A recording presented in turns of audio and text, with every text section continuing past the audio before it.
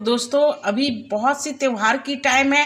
तो देखिए त्यौहार के टाइम में मैं आपको एक ऐसी खीर बनाने के लिए बता रही हूँ जो आप किसी भी त्यौहार पे या फिर किसी भी व्रत में बना सकते हैं। तो मैं गैस पे एक पतीली में दूध को अच्छी तरह से बॉईल होने के लिए चढ़ा दी हूँ, बल्कि ये बॉईल करके भी मैं थोड़ी सी ये दूध को अच्छी तरह से सुखाऊंगी। तो फ्रेंड, जब तक मेरी दूध में बॉईल आ रही है तब तक देखिए मैं आपको इस तरह से चावल की जानकारी दे देती हूँ। तो देखिए ये रेगुलर खीर बनाने वाली चावल है जो मैं अक्सर बनाया करती हूँ खीर। ये गोविंद भोग चावल है। इसकी खीर मैं हमेशा बनाया करती हूँ, किसी भी त्यौहार पे मैं बनाती हूँ। और ये चावल है व्रत वाली चावल है। इसे मैं किसी भी व्रत में या फिर पूजा में, ये फलाहारी चावल है, इसे मैं बनाया करती हूँ। ये चावल आपको मार्केट में बहुत ही आसानी से मिल जाएगी। आप वहाँ पर बोलेंगे मार्केट में कि मुझे व्रत वाली चावल चाहिए तो आपको ये समा की चावल देंगे। इसे समा की चावल भी कहती है। तो फ्रेंड, आज मैं आपको ये जो रेगुलर मैं खीर बनाती हूँ उसी चावल की खीर बना करके दिखा रही हूँ, यानी कि गोविंद भोग चावल की। और आप अगर व्रत में बनाना चाहते हैं, फलाहारी के लिए बनाना चाहते हैं, तो आप ये समा की चावल को सेम प्रोसेस में बना सकते हैं। तो फ्रेंड आइए, आज मैं आपको गोविंद भोग चावल का ही खीर बना करके दिखा रही हूँ। अगर आपको ये व्रत वाली चावल बनानी है तो आप सेम इसी प्रोसेस में व्रत वाली चावल की भी खीर बना सकते हैं। आप फलाहारी चावल बना करके खा सकते हैं या फिर पूजा में चढ़ा सकते हैं। तो देखिए ये गोविंद भोग चावल है। इसे मैं आधे घंटे पहले भिगो करके रखी थी और ये अच्छी तरह से फूल गई है। देखिए इस तरह से अगर आप मैश करते हैं तो देखिए इस तरह से, देखिए कैसे चूड़ा जैसी हो जा रही है, यानी कि अच्छी तरह से फूल गई है। तो चलिए मैं आगे की प्रोसेस आपको दिखा रही हूँ। तो दूध देखिए इधर मेरी अच्छी तरह से बॉईल हो रही है और इसके किनारे में जो भी इस तरह से मलाई जम रही है, इसे आप इस तरह से निकाल लीजिए। चमचे से अच्छी तरह से इस तरह से निकाल लीजिएगा और इसे थोड़ी सी गाढ़ी होने दीजिए। दूध तो ऐसे भी मेरी गाढ़ी ही है, फिर भी मैं थोड़ी सी और इसे गाढ़ा कर लेती हूँ। तो फ्रेंड, एक साइड गैस पे मेरी दूध उबल रही है और दूसरी साइड देखिए मैं गैस पे कढ़ाई चढ़ाई हूँ। अब मैं इसमें 2 चम्मच इस तरह से छोटी चम्मच से घी डाल रही हूँ।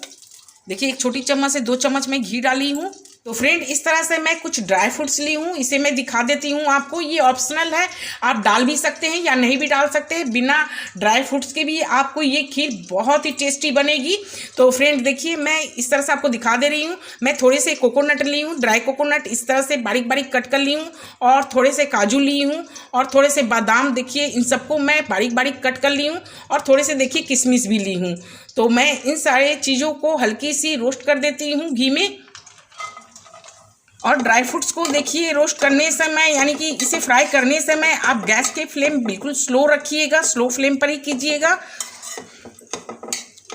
आप चाहे तो बिना इसे फ्राई किए हुए भी डाल सकते हैं, पर थोड़ी सी फ्राई कर देने से क्या होती है, इसमें क्रंच बन जाती है और खीर में बहुत ही टेस्टी लगती है इस तरह से घी में फ्राई करके डालने से।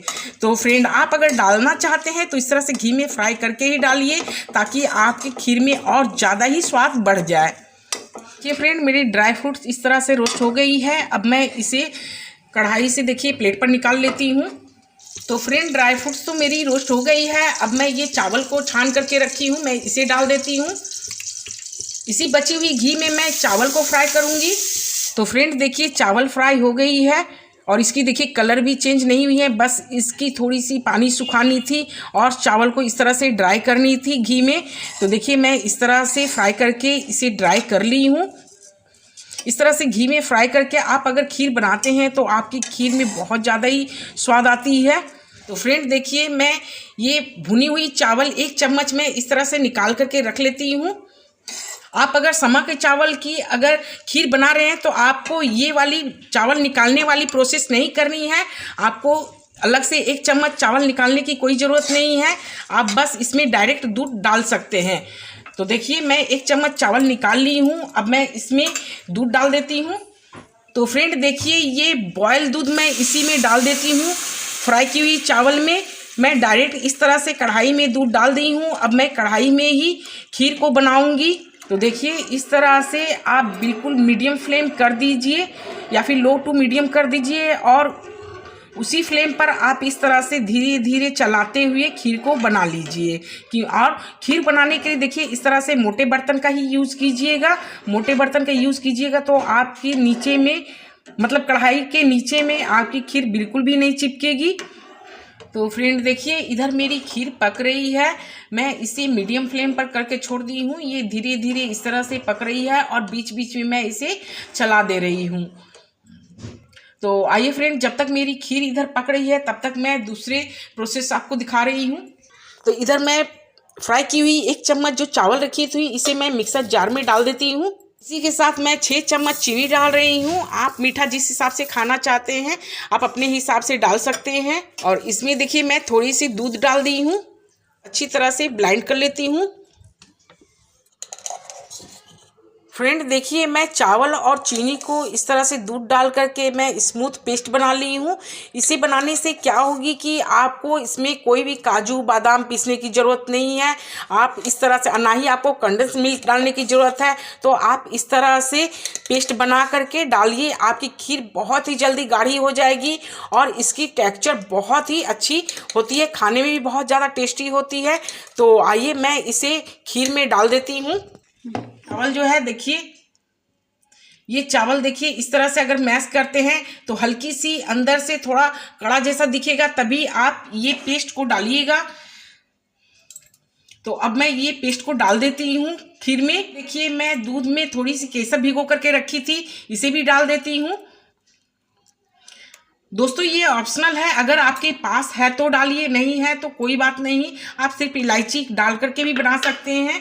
तो दोस्तों मैं आपको क्लियर कर देती हूँ। जैसे मैं 150 ग्राम चावल ली थी, गोविंद भोग चावल, और 2 लीटर दूध ली थी। तो दूध को मैं पहले ही सुखा करके थोड़ी सी गाढ़ी कर ली थी क्योंकि मुझे लच्छेदार खीर बनानी थी। तो देखिए मैं 2 लीटर दूध में 150 ग्राम चावल डाली हूँ और लगभग मैं 6 चम्मच, बड़े चम्मच से 6 चम्मच मैं चीनी डाली हूँ। तो मैं आपको इस तरह से क्लियर कर दी हूँ। आप अपने हिसाब से बना सकते हैं खीर इस तरह से। फ्रेंड देखिए खीर मेरी कितनी अच्छी गाढ़ी हो गई है, बहुत जल्दी ही गाढ़ी हो जाती है इस तरह से पेस्ट बना के डालने से। आप अगर इस तरह से पेस्ट बनाकर डालते हैं तो आपको ना ही मावा डालने की ज़रूरत है, ना ही काजू बादाम की पेस्ट डालने की ज़रूरत है, और ना ही आपको कंडेंस मिल्क डालने की ज़रूरत है। ये खीर बहुत ही टेस्टी बनती है इस तरीके के बनाने से। अब मैं इसमें देखिए जो ड्राई फ्रूट्स इस तरह से रोस्ट करके रखी थी मैं इसे डाल देती हूँ। तो ड्राई फ्रूट्स पसंद है तो आप डालिएगा, नहीं पसंद है तो इसे स्किप भी कर सकते हैं। इसमें 1 चम्मच इलायची पाउडर डाल देती हूँ। मेरी खीर कितनी अच्छी लग रही है ना दिखने में, बहुत ही टेस्टी और बहुत ही आसान तरीके से झटपट ये खीर बनकर तैयार हो जाती है। तो दोस्तों अभी त्यौहार की टाइम आ रही है, तो आप चाहे तो त्यौहार में देखिए टाइम अगर नहीं है तो भी आप इस तरीके की खीर जरूर से बना करके तैयार कर सकते हैं। अच्छी गाढ़ी गाढ़ी खीर बनी है मेरी।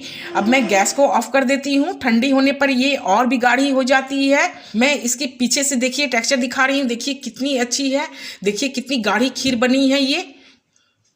देखिए इस तरह से खीर को सर्व करके दिखा रही हूँ, देखिए कितनी अच्छी गाढ़ी गाढ़ी खीर बनी है। ये खीर बहुत ही टेस्टी बनती है दोस्त। अब मैं इसके ऊपर ड्राई फ्रूट्स की इस तरह से गार्निशिंग कर देती हूँ।